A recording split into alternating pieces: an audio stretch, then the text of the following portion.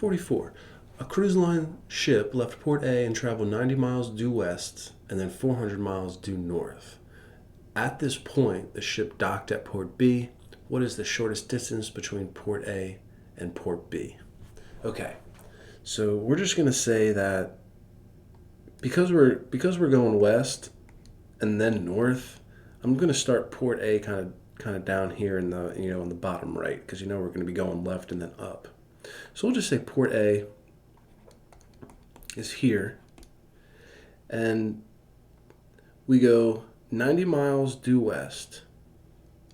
Let's just call it, right there. And then we go 400 miles due north, as the question states. And you don't need this perfectly to scale, but, it should be, your 400 miles north line should look a little bit bigger than your 90 miles west. So we'll just say this is the 400 miles north, and this is the 90 miles west. Okay, now let's go back to the question.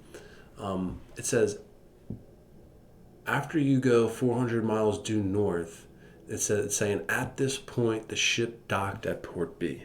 So that's saying that, well, Port B has got to be right here. All right, and now it's saying, what is the shortest distance between Port A and Port B? Well, the shortest distance between any 2 points is a straight line. Oh, and look at that, we have a right triangle. So this is our hypotenuse, and now we just need Pythagorean's theorem, which, if you recall, which comes up all the time in this test: a squared plus b squared equals c squared. And it doesn't really matter which one you say, A and B, but I usually go with the smaller. Well, it really doesn't matter. So we'll just say 90 squared plus 400 squared equals the hypotenuse squared.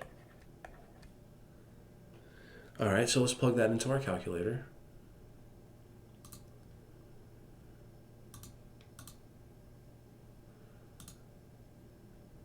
$90 squared plus 400 squared. Oh, that's a big one. 168,100.